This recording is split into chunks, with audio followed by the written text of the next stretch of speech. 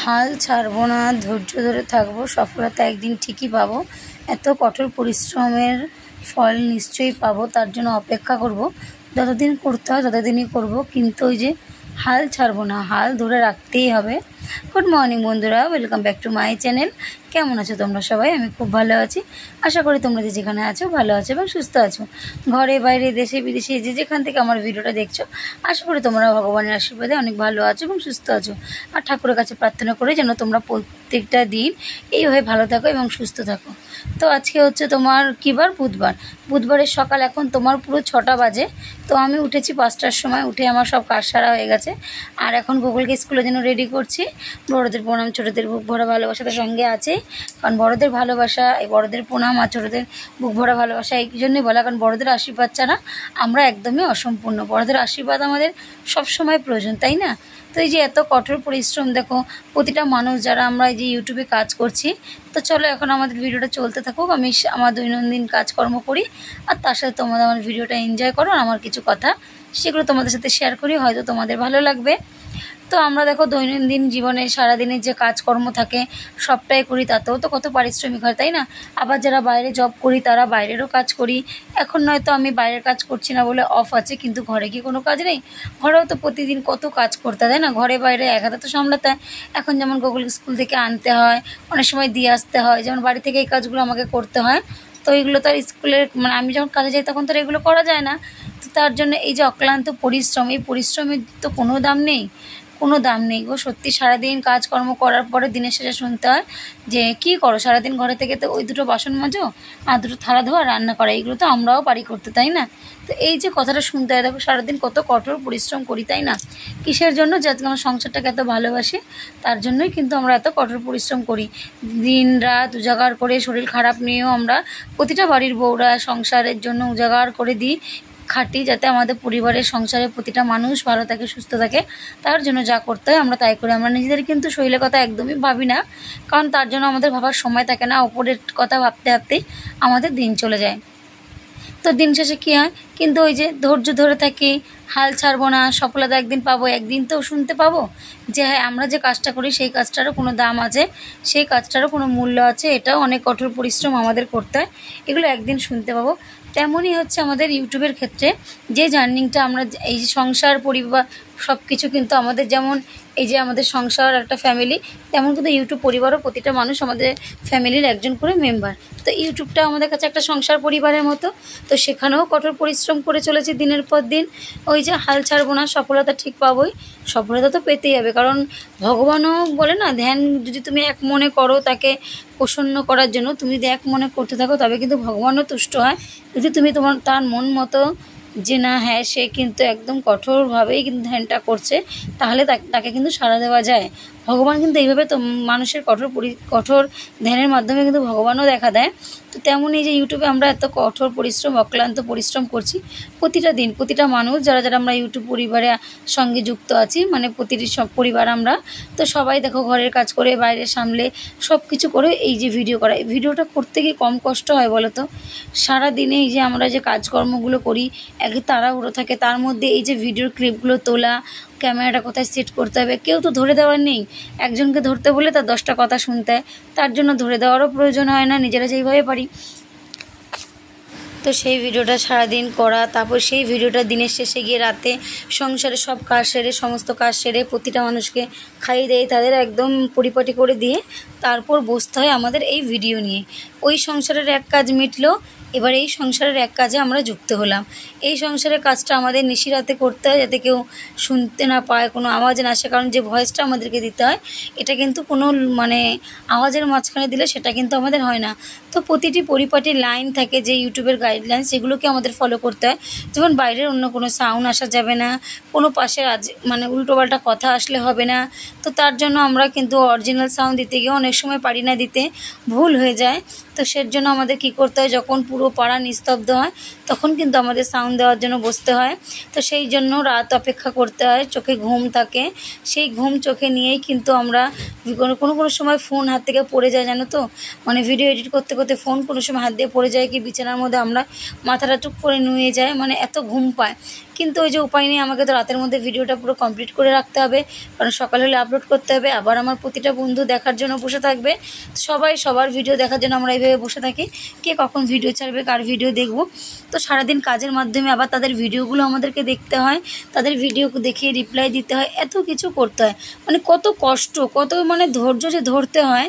তো এখানে যে ধৈর্যেরই ফল, ইউটিউব পরিবারও হচ্ছে একটা আমাদের প্ল্যাটফর্মটা হচ্ছে একটা ধৈর্যের জায়গা, যেখানে ধৈর্য নিয়ে তুমি কতক্ষণ থাকতে পারো এটাও কিন্তু সে দেখে। তুমি যে ধৈর্য নিয়ে আছো, এর তালে তাল মিলিয়ে চলছো, তুমি প্রতিদিন প্রতি টাইম প্রত্যেকটা দিন ফলো করছো, টাইম মেনটেন করে ভিডিও দিচ্ছ কি না, সব কিছু। এত কিছু পড়ার পরেও যখন কিছু কিছু মানুষ আছে জানো তো, যে আমি বন্ধু হয়ে আসছি, পাশে আসলাম, থাকলাম, এই করলাম, আদৌ কিন্তু সে বন্ধু হয়ে আসে কি না সেটারও কিন্তু কোনো বালাই নেই। তো তার জন্য একটা চমৎকার আছে, সেটা নিয়ে অন্য একদিন ভিডিও তোমাদের সাথে শেয়ার করব। এখন আর কারোর চোখে ফাঁকি দেওয়া যাবে না। তো ওই যে আমি পাশে থাকলাম, পাশে থাকবো, তুমি থেকো। আমি দেখো, আমি বলতে মানে কি বলবো, কাউকে তো দেখিয়ে মানে সামনে দাঁড়িয়ে দেখে তো বিশ্বাস করানো যাবে না, কিন্তু আমি কি বলবো যে আমি প্রতিটা মানুষের ভিডিও ফুল ওয়াচ করি, সম্পূর্ণটা। হয়তো কাউকে ফুল কমেন্ট করতে পারি না, চালিয়ে দিলাম, কি কাজ করতে করতে দেখি, এইভাবে কিন্তু ভিডিও ফুল ওয়াচ করি। আজকে আমি ফুল ওয়াচ করি বলেও কিন্তু আমি কিন্তু ভিডিওতে পুরো সাকসেস পাচ্ছি, কারণ তোমরাও যারা এই ভুলগুলো করো কেউ করো না। যদি তোমরা সাকসেস পেতে চাও তাহলে তোমরা কিন্তু সবার ভিডিও ফুল ওয়াচ করো, যার ভিডিও দেখো সেটা তুমি সম্পূর্ণ ফুল ওয়াচ করো, কারণ ফুল ওয়াচ না করলে কিন্তু কখনোই তুমি সাকসেস হবে না। কারণ তোমাকে কিন্তু একজন আছে যে তোমাকে ফলো করছে, সে কিন্তু দেখছো তুমি কার ভিডিও দেখছো, কার ভিডিও দেখছো না। তুমি যদি কারো ভিডিও না দেখো তাহলে তোমার ভিডিও কেন লোকে দেখতে যাবে, তাই না? তুমি যদি অক্লান্ত পরিশ্রম করো, সেও তো অক্লান্ত পরিশ্রম করে। তাহলে আমরা কারোর ভিডিও না দেখি, তাহলে সেই ভিডিওটা আমাদের ভিডিওটা তো তারা যে দেখবে, তার কি কোনো কথা আছে? না। আমি যতটা করব, যতটা দেবো, ততটাই কিন্তু আমি পাবো। এটা আমি ছোটোবেলা থেকে শিখে এসেছি, তুমি যতটা দেবে ততটাই তুমি পাবে। তো আমি সেই থেকে আজও পর্যন্ত আমি প্রত্যেকের মানুষের ভিডিও ফুল ওয়াচ করি, সম্পূর্ণ ভিডিও দেখি। কাউকে তো ধরে বেঁধে বিশ্বাস করানো যাবে না, কিন্তু আমি নিজে মন থেকে বিশ্বাস করি। আজ আমি সেই ফলটা হাতেও পাচ্ছি।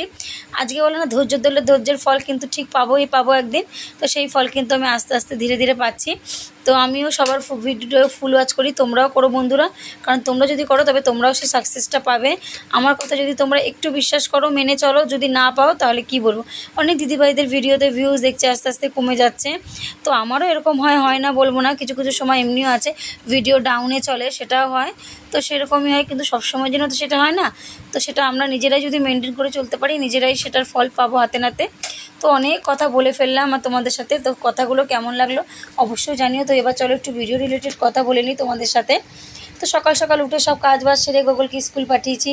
সকালে জলখাবার রুটি কুমড়ো আলুর তরকারি করেছি, তার সাথে একটু কলা খেজুর দিয়ে দিয়েছি সকালে জলখাবারে। তো ওই জায়গাটা স্কিপ হয়ে গেছে, তুলতে গেছিলাম, হয়তো ভিডিও চালু করিনি কি মনে হয় এরকম। আবার গোগলকে স্কুলে আনতে গেছি, গোগল দেখেছো তো একা একা খেয়ে থালা ধুয়ে নিয়েছি কি সুন্দর স্কুলে। ওকে আবার বাড়ি নিয়ে এসেছি, ওকে আবার একটু স্কুল থেকে যেহেতু খেয়ে এসছে, বাড়িতে এসে আবার পড়তে যাবে, যেহেতু পরীক্ষা চলছে, আবার তার জন্য ওকে রেডি করেছি। ওকে একটু কলা খেজুর এসব দিয়ে দিলাম, খেয়ে দিয়ে সব পড়তে চলে গেল, মাম্মাম স্কুলে চলে গেল। তারপর আমি আবার রান্নায় যোগ করেছি। আর আজকে শরীরটা একটু ভালো লাগছিল না বলে তোমার দাদাভাই বলে হালকা পাতলা কিছু করো। তো টক ডাল, আলু সেদ্ধ, ভেন্ডি পোস্ত আর আমের টক করেছি, যেহেতু আজকে প্রথম আম ডাল করলাম আর আমের টক করলাম। তো এইভাবে রান্নাটা করেছি আজকে। সেরকম বললাম না, সেরকম কিছু করতে পারিনি। তো রান্না বান্না করে তারপরও কি কম কাজ বলো, ঘর মোছা, রান্নার বাসন তো কম বেরোয় না। আর এখানে যে রান্নার যে গ্যাস মোছার তাওয়ালটা একটু তেল কাজটা হয়েছিল, তো গরম ফ্যানের সাথে একটু নিরমা দিয়ে ভালো করে ভিজিয়ে রাখলাম। তো 1 ঘন্টা 1.5 ঘন্টা বাদে ওটাকে ভালো করে নিগড়ে ডলে নেবো, তাহলে দেখবো ওটা পরিষ্কার হয়ে গেছে। সত্যি সুন্দর চকচকে পরিষ্কার হয়েছে। আর তার মধ্যে এখানে ভাত ডাল অর্ধেক ফুটতে ফুটতে দেখি গ্যাস চলে গেছে, জানো কি অবস্থা। আবার সেই গ্যাস লাগালাম, সব সরানো, কম তো ঝাপবে না, কারণ একটুখানি জায়গার মধ্যে সব থাকে, সেগুলোকে আবার এক এক করে বাইরে বের করা, আবার সিলিন্ডার ঢোকানো, ঢুকিয়ে আবার সেগুলোকে জায়গায় রাখা, এই হ্যাপা পোয়াতে হয়েছে। তো সব কাজ এইভাবেই করে নিয়েছি। কাজের থেকে তো আর কোনো বিরতি নাই, কাজ ছুটি দেবে না, যতই যা হোক কাজ তো তোমাকে করতেই হবে। হ্যাঁ কি একটু বসে যেমন এখন বাড়ি থাকি, হয়তো মনে হলো এই কাজটা একটু 5 মিনিট বাদে করবো, তো 5 মিনিট বাদে করলাম, কিন্তু কাজে গেলে তো আর সেটা হয় না। কাজে গেলে কাজ কিন্তু সঙ্গেই করতে হয় আমাকে। এখন করবো মানে এখনই করবো, ভালো না লাগলেও আমাকে এখনই করতে হবে, পরে তো আমি সময়টা পাবো না, তাই না? তো তার জন্য আমি সঙ্গের কাজ সঙ্গেই করে নিই। এখানে দেখো সিলিন্ডারটাও সেট করা হয়ে গেল। এবার একটু চেক করে নেবো যে ঠিকঠাক হয়েছে কি না। তো চেক করে নিলাম, দেখলাম যে হ্যাঁ ঠিকঠাক হয়ে গেছে। তারপর আবার বসিয়ে দিলাম যে বাদবাকি ভাতটা ডালটা একটু ফুটবে, সেটা আবার বসিয়ে দিলাম। তারপরে এই যে সবজি ছোকলা কাচানো, হেনা তেনা, কম কাজ একটা সংসারে বলো তো। তার মধ্যে আবার গুগল যে আসবে তাদের জন্য খাবার দাবার ঠিকঠাক টাইমে রেডি করা। এখানে দেখো ভাতটা গড়ও দিয়ে দিয়েছি আর ডাল ফুটছে। আর এখানে আমি এখন ওই তোমার যে আগের দিন যে সর্ষে পাউডারটা করেছিলাম সেটা দিয়েই কিন্তু আজকে আমি ভেন্ডি পোস্তটা করেছি। একদম পুরো পারফেক্ট হেভি হয়েছে, খেতে কোনো তিতো ভাব হয়নি। আর ওটা তোমার সাথে দেখানো হয়নি, স্কিপ হয়ে গেছে, দেখানো হয়নি। আর তারপরে তোমার কোনো দানা ভাবও ছিল না, বেশ সুন্দর গলে গেছে। তারপরে এই যে গ্যাস সিলিন্ডার লাগাতে কি তো অর্ধেক সময় আমার চলে গেল। কি বলবো কতটা সময় চলে গেছে তোমরা ধারণা করতে পারবে না, কারণ অনেকটাই তো টাইম লাগে তাই না। সিলিন্ডার খোলো, আটকাও, লাগাও। তারপরে যেখানে ভাতের হাঁড়িতে এখানে এনে ঠিকঠাক করে মুছে রেখে দিচ্ছি, কারণ ভাতের হাঁড়ি যখন ভাত আমরা গড় দেওয়া থেকে তুলে নিই তারপরে হাঁড়ি মুছে পরিষ্কার করে নিই, কারণ কাদের দিকে যে ভাতগুলো থাকে সেগুলোকে কাচিয়ে একদম সুন্দর করে পরিষ্কার করে নিই, কারণ হাঁড়ি সবসময় যেন পরিষ্কার পরিচ্ছন্ন রাখতে হয়। ছোটোবেলাতে মাকেও তাই দেখেছি, তাই দেখেই কিন্তু বড় হয়েছে, সেগুলো কিন্তু আমরা নিজেরাও অ্যাপ্লাই করেছি। আর একটা কথা হচ্ছে যে গুগল স্কুলে থালা ধুয়েছে, এটা নিয়েও একটা কথা। একসময় যখন গুগল প্রাইমারিতে পড়তো তখন স্কুলে দিদিমণি বলতো জানো তো, আমি বলছি যে আমার ছেলে একা একা খায় হাত দিয়ে, বলে হ্যাঁ একা খায়, একা থালা কাচিয়ে নেয় আবার ধুয়েও নেয়। আমি ভালো তো, বলে তুমি দেখো বলছো যে ভালো তো।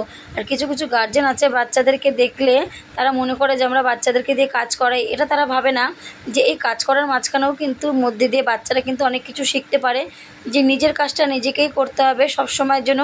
আমি যে জায়গাটা খাবো সেই জায়গাটা কাচিয়ে পরিষ্কার করে মুছে নেওয়ার দায়িত্বটাও আমার। তো এই যে আমরা শেখাই খেলার মাধ্যমে বা কোনো কাজের মাধ্যমে, এটাও কিন্তু এটা শিক্ষা। এটা কিন্তু অর্ধেক বাবা মারা বোঝে না, কিন্তু আমি সবসময়ের জন্য স্কুলে, কারণ আমি তো সবসময় সময় দিতে পারতাম না, আমি সবসময় স্কুলের মিসও বলো আর বাড়ির মিস, আমি ওদের উপরেই ছেলে মেয়েকে ছেড়ে দিতাম যে আপনারাই হাতে পিঠে করে মানুষ করে নেবেন। আর যথেষ্ট সুন্দর করে তারা মানুষ করে নিয়েছে, কোনো মানে আমার চিন্তা হয় না, কারণ সব সময় জায়গা বিশেষ অনুযায়ী ওরা নিজেরা কিন্তু মানিয়ে চলতে পারে, এরকমভাবেই ওরা তৈরি হয়েছে। আর এতে আমি গর্ববোধ করি, কারণ স্কুলে দিদিমণিরা বলে যে না শ্রেয়সীর মা, সন্দীপের মা কখনোই কিছু বলে না, কারণ আমি সবসময় জানি যেটা শিক্ষা ওরা পাবে সেটাই কিন্তু ওরা শিখবে। আর ছোটোবেলা থেকে যেটা শিখে ওরা বড় হবে, ওরা সেটাই শিখে থাকবে। তাই এই যে ছোটোবেলা থেকে যেখান থেকে যে শিক্ষাটাই পাক না কেন ওরা কিন্তু ওটাই মনে রেখে দেবে, বাড়িরই হোক স্কুলেরই হোক যেখানেরই হোক। তো সেটাই আমি মনে করি যে বাচ্চাদেরকে ছোটোবেলা থেকে যেটা শেখাবো ওটাই কিন্তু ওরা শিখবে। তো এই নিয়ে আমার কোনোদিনও কোনো বক্তব্য ছিল না, আর আগামীতেও নেই। আর এখানে এই যে দেখো লেবু কেটে দিয়ে দিয়েছি ওই দুই ভাই বোনকে, খাওয়া দাওয়ার পরে একটু লেবু দিয়েছি, যে একটা লেবু ছিল সেই পুজোতে এনেছিলাম না, তো একটা দুটো ফল ছিল সেগুলোকে এখন কেটে কেটে দিচ্ছি, সেটা ওরা খেয়ে নিয়েছে। আর এই যে মাম্মাম পড়তে যাবে বিকেলবেলা, ওর জন্য একটু ওটস করে দিলাম, ও অন্য কিছুতে খাবে না, বললো কলা দিয়েই দাও।